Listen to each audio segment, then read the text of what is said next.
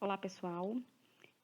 Hoje, então, dando continuidade à parte de assistência à mulher, nós vamos falar um pouquinho sobre a fisiologia e mecanismo do trabalho de parto, tá, pessoal?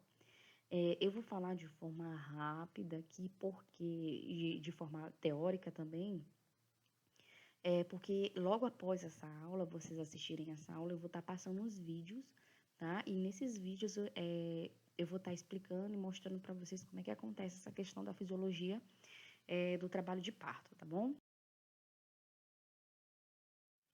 Então, gente, a primeira coisa que eu quero falar para vocês são as relações útero-fetais.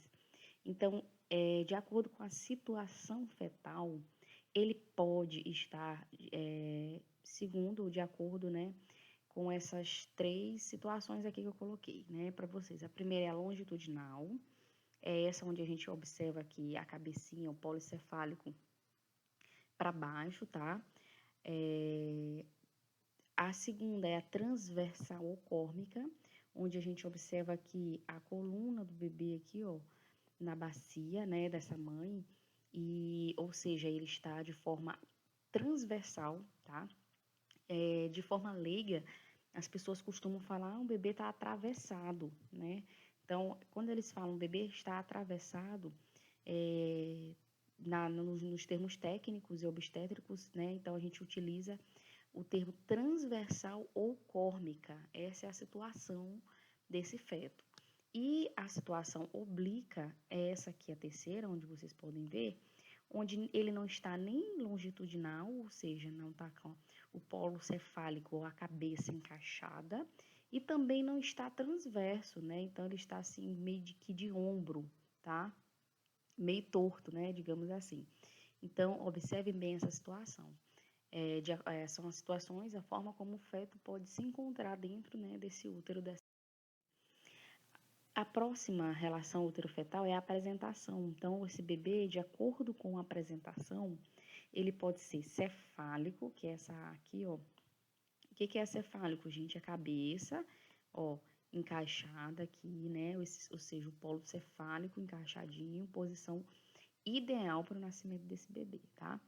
A segunda é a pélvica, então aqui a letra B, a apresentação pélvica, a gente observa aqui essa pélvica é o de bumbum, né? Num termo mais vulgar, digamos assim, mais leigo. Então esse bebê, eles costumam falar o bebê está sentado, tá? Então quando o bebê está sentado, a posição é pélvico. Por que pélvico, gente? Porque a pelve do bebê, que é essa parte aqui, a pelve é a bacia, né? São os ossos da pelve, eles estão na posição aqui, ele está no orifício do canal aqui, onde deveria ser, né, o ideal, que seria o polo cefálico. Então, esse bebê está sentado, ele está na posição pélvica. E a outra apresentação é a apresentação córmica ou transversa. Então, é essa apresentação aqui, gente, ó, letra C. Então, vocês percebam que ele não está nem cefálico, ou seja, a cabecinha não está para baixo, né, na posição ali mais próxima do colo do útero. Ele também não está pélvico, não está sentado, ele está, de forma leiga falando, atravessado. Então, ele está na apresentação transversa ou córmica, certo? Então, gente, em relação ao parto, o parto, ele tem tempos, tá? Existem tempos, né, de parto, e através desses tempos, a gente consegue determinar qual o período que essa mulher se encontra no trabalho de parto.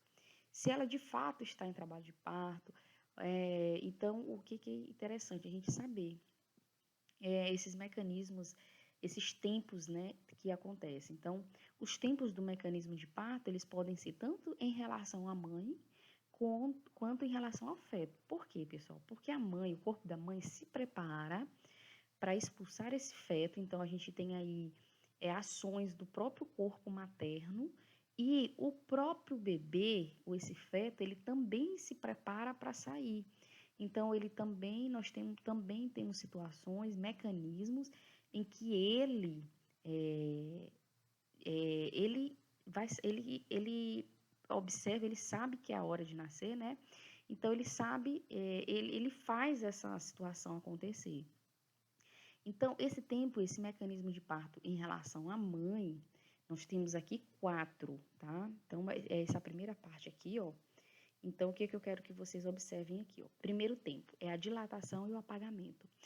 Que dilatação é essa, pessoal? É a dilatação do colo do útero. Então, esse colo que é fechado, nosso colo é fechado, tem que ser fechado durante toda a gestação para que a mãe consiga levar essa gestação até o final. Tá? Então, esse colo que estava fechado, ele começa a se dilatar e apagar. O que é apagar? Eu vou mostrar para vocês daqui a pouco, o próximo slide, a imagem de como acontece essa dilatação e apagamento do colo, tá? Então, essa é a primeira parte, é a primeira etapa do trabalho de parto em relação à mãe, tá? Então, esse colo, desse útero vai dilatar. E como é que a gente sabe que o colo está dilatado? Através do toque, tá, gente? Então, esse toque também, o profissional de saúde vai fazer esse toque e, através do toque, ele vai observar que esse colo já está dilatado, já está se apagando, né? Está sumindo, digamos assim.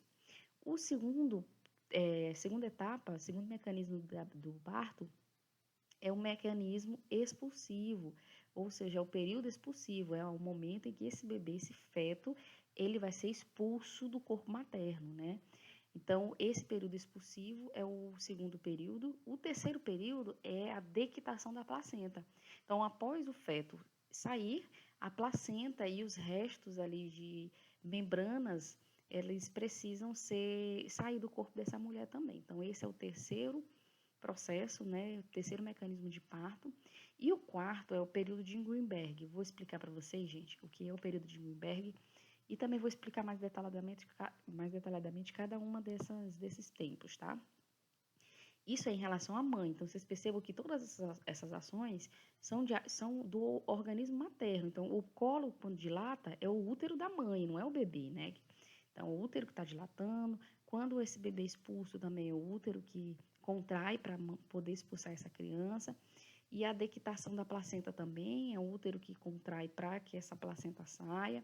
Tá? E o período de Greenberg também é a mãe, é o útero contraindo para que haja diminuição de hemorragias pós-parto. Os tempos de mecanismo do parto em relação ao bebê, ao feto, então são esses. Ó. Insinuação é quando o bebê começa a insinuar que ele vai descer, que ele está querendo nascer. Próximo é descida e progressão, então esse bebê vai descendo um pouco mais.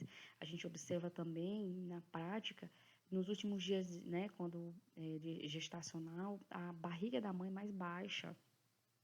Eles até costumam falar, olha, não vai demorar a ter bebê, tua barriga já tá baixa, né? Então, esse bebê já está descendo, então é descida e progressão.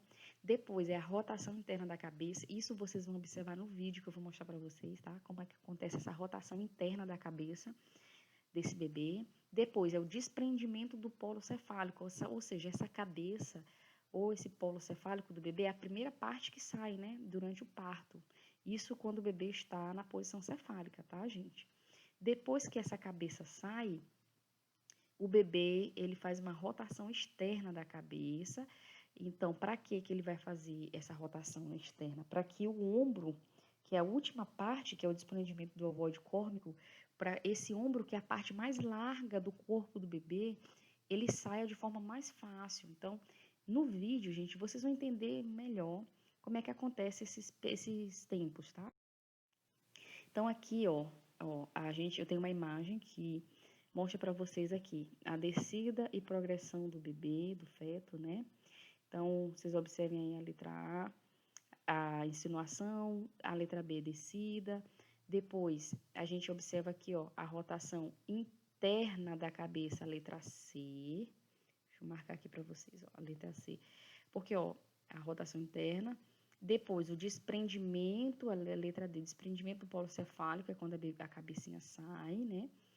E aí, depois que a cabeça sai, nós temos a rotação externa e depois é o desprendimento do ombro.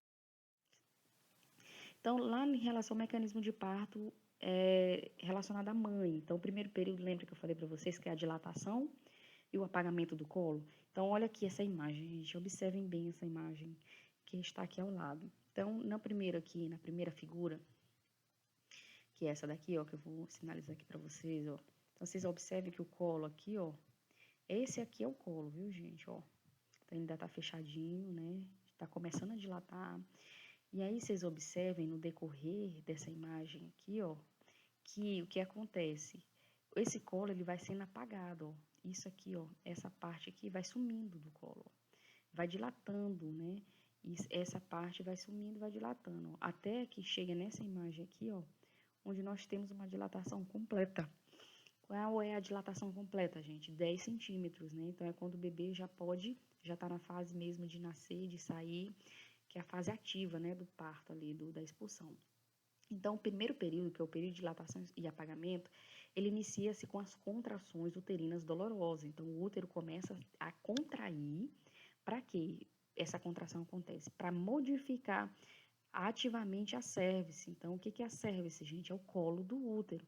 Então, à medida que essas contrações iniciam, esse colo do útero vai começar a dilatar, né? Então, a contração é importante e, às vezes, é interessante a gente conversar com a mulher durante o pré-natal, porque existem umas contrações de treinamento, que a gente chama, né? Que são aquelas falsas contrações ou falso trabalho de parto. Então, a mulher, o útero, ela sente a contração, o útero contrai mesmo, porém, ela não está em trabalho de parto ainda, tá? As contrações são irregulares, né? E aí, às vezes, a mulher se desespera, acha que está em trabalho de parto, e, na verdade, ela vai para o hospital, o médico faz a avaliação e manda ela de volta para casa, porque o útero ainda não dilatou, tá? Então, termina quando a ampliação está completa. Então, quando é a ampliação, a dilatação completa, 10 centímetros, tá, gente? Eu coloquei bem aqui, 10 centímetros. É subdividida em 3 fases, a fase latente, ativa e a de transição. Então, observem aí essa imagem, depois dê uma pausa no vídeo para que vocês observem bem, tá? Segundo período, o mecanismo de parto é o expulsivo, então é quando o bebê de fato vai ser expulso, né, desse organismo materno. Então, ele inicia com a dilatação total, então quando a mãe tiver com 10 centímetros de dilatação, aí sim vai começar o período expulsivo, tá?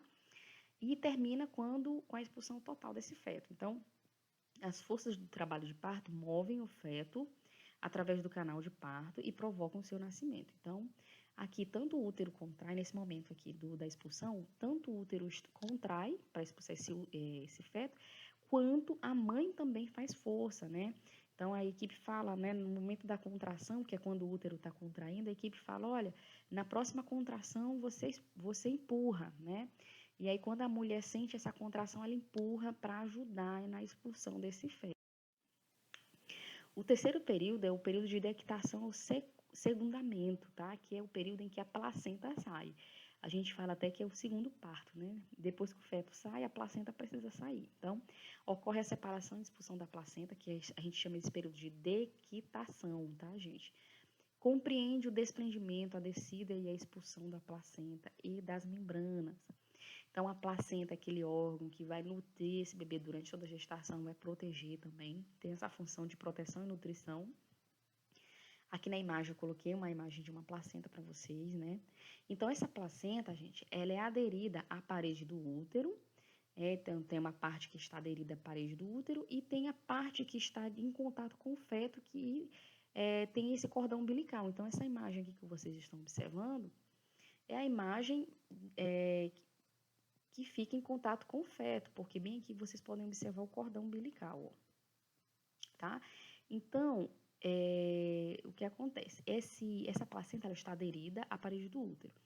Depois que esse bebê sai, que o médico ou o enfermeiro obstetra, ele faz o corte do cordão umbilical, né? De 5 a 10 minutos depois dessa expulsão, a placenta vem, tá? Ela deve vir. E às vezes ela demora um pouco mais, né, para sair. É importante ter cuidado nesse momento do parto, porque é um momento em que essa placenta se desprende. E se vocês observarem, depois eu vou mostrar para vocês, essa placenta ela está presa e quando ela se desprende, ela sangra, né? O seu útero sangra, porque ali existem muitos vasos sanguíneos que nutrem a placenta. Então, é muito importante que essa placenta ela saia completa. Vocês observem na imagem que ela está completa, bonitinha. Não tem nenhum pedaço dela, a gente observa que ela saiu inteira. É importante porque se ficar resto, ou se a placenta não sair inteira, essa mulher ela vai poder evoluir para um quadro de hemorragia, porque enquanto tiver placenta no útero, esse útero ele não vai contrair para voltar ao lugar. E aí pode acontecer uma atonia uterina. E aí é um grande risco de haver hemorragia, infecções, tá? E então é importante que a gente fique ligado aí sempre que essa placenta sair, a gente observe, faça a revisão para ver se ela está completa, se ela saiu inteira, tá bom? Isso é muito importante. O quarto período é o período de Greenberg, ou pós-parto imediato.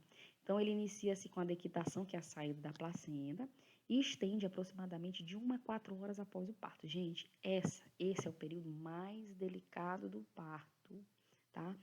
Por quê? Porque depois que esse bebê nasce, que a placenta sai, que é o período de dequitação, esse útero, ele que estava super estendido, ele precisa se contrair para começar a voltar ao seu tamanho original. E o que acontece? Essa contração do útero é importante para que essa mulher não tenha hemorragias, tá? Então, a atonia uterina, que é o que é a atonia uterina, gente? É quando esse útero ele não contrai mais, tá?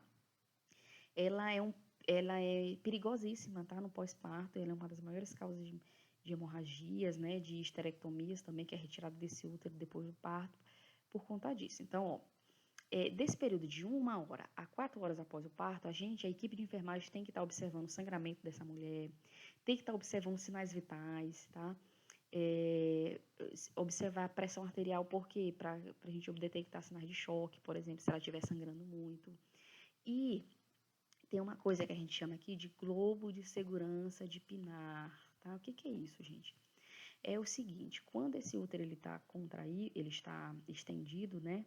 Ele precisa contrair para voltar ao seu tamanho original. Então, de 1 a 4 horas, quando essa mãe atinge o globo de segurança de Pinar, ou seja, quando esse útero ele está aqui, ó, na altura do umbigo, ó, tá? A gente aperta a barriga dessa mãe, assim, a gente faz uma manobra para observar se o útero já está na altura do umbigo, tá?